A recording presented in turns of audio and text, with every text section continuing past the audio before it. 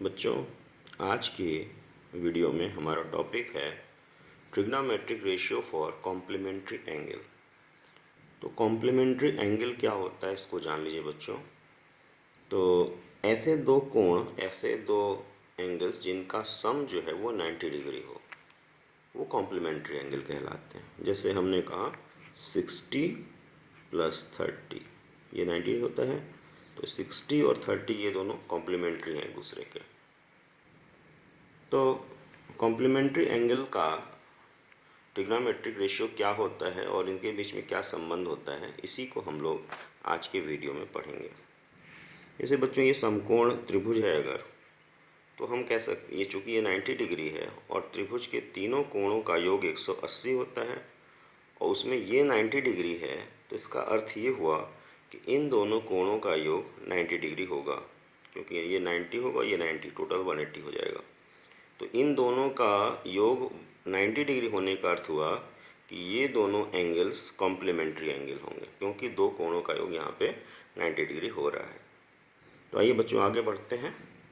ये हमारे पास एक त्रिभुज है ए बी सी।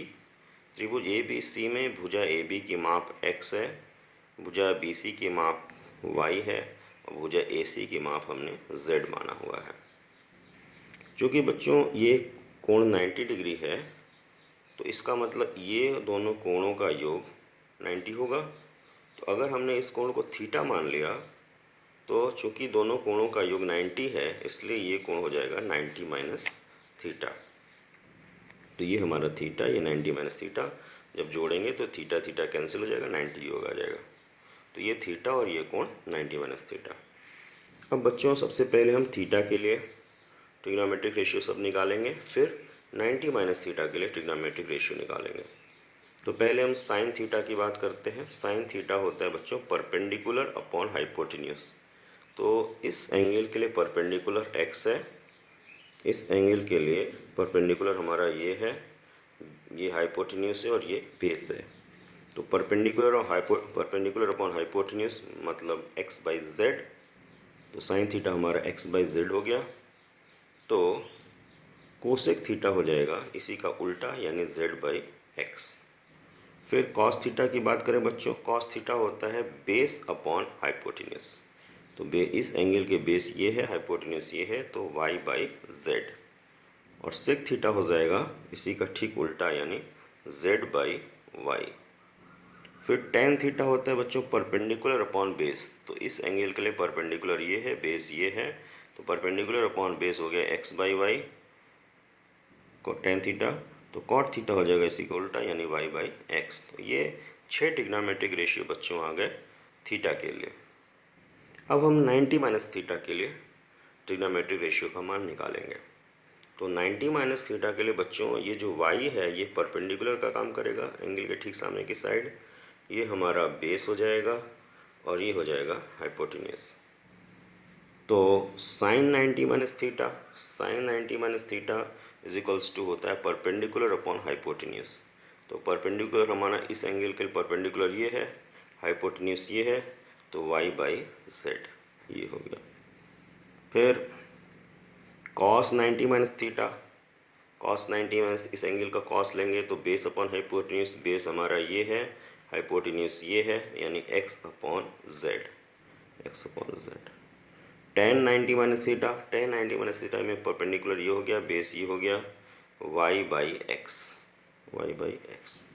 अब चूंकि sec 90 minus theta sine cos 90 minus theta का उल्टा होगा, अब इन्वर्स होगा, तो हम इसको इन्वर्स कर देंगे, इन्वर्ट कर देंगे तो z बाई एक्स। तो सेक 90 माइनस थीटा हो जाएगा हमारा z by x. Cosec 90 minus theta हो जाएगा, कोसेक साइन का इन्वर्स होता है, तो साइन है हमारा, साइन 90 माइनस थीटा है y बाई जेड, तो कोसेक 90 माइनस थीटा हो जाएगा z बाई वाई। और कॉट जो होगा बच्चों, कॉट मैं यहीं लिख दे रहा हूँ, कॉट 90 माइनस थीटा हमारा होगा टेन का इन्वर्स, यानी x अपॉन वाई। ये अब बच्चों हम क्या करेंगे कि ये जो रिज़ल्ट आया इधर और ये जो रिज़ल्ट हमने इधर लिखा हुआ है इसका कंपैरिजन करेंगे। तो x बाई जेड बच्चों देखिए यहाँ आ रहा है और इधर देखो आप x बाई जेड कहाँ आ रहा है, यहाँ आ रहा है। तो हम कह सकते हैं कि sine theta cos 90 minus theta के इक्वल होगा। यानी हम लिख सकते हैं cos 90 minus theta is equals to sine theta. अब आगे बढ़ते हैं। y बाई जेड बच्चों आ रहा है यहाँ पे और y बाई जेड यहाँ आ रहा है, यानी कॉस थीटा इक्वल होगा साइन 90 माइनस थीटा के। तो हम लिख सकते हैं साइन 90 माइनस थीटा इक्वल होगा कॉस थीटा के। फिर आइए बच्चों x बाई वाई की बात करें। तो x बाई वाई यहाँ पे टेन थीटा के बराबर है और यहाँ पे x बाई वाई देखिए कॉट 90 माइनस थीटा के बराबर है, यानी tan theta is equals to हो जाएगा कॉट 90 माइनस थीटा।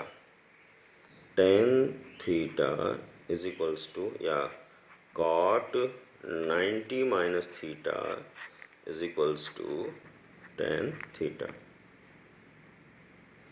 अच्छा, अब कोसेक थीटा देखते हैं। z बाई एक्स है, z बाई एक्स यहाँ पे किसके बराबर है देखिए सेक 90 माइनस थीटा के। तो हम कह सकते हैं sec 90 minus theta cosec theta के इक्वल होगा।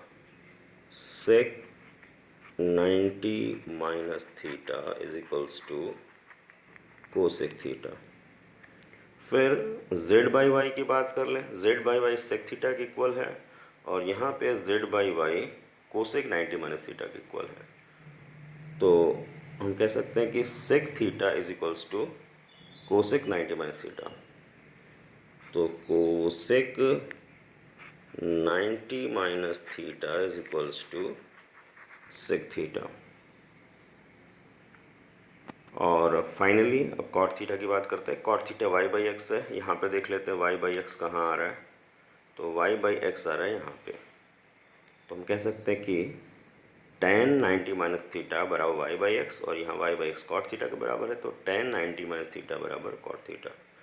तो यहाँ लिखेंगे tan 90 minus theta is equals to cot theta. तो बच्चों ये जो 6 रिज़ल्ट हैं कॉम्प्लीमेंट्री एंगल्स के रिज़ल्ट जाने जाते हैं और ये रिज़ल्ट प्रॉब्लम सॉल्व करने में काम आते हैं, तो इनको आपको याद रखना है।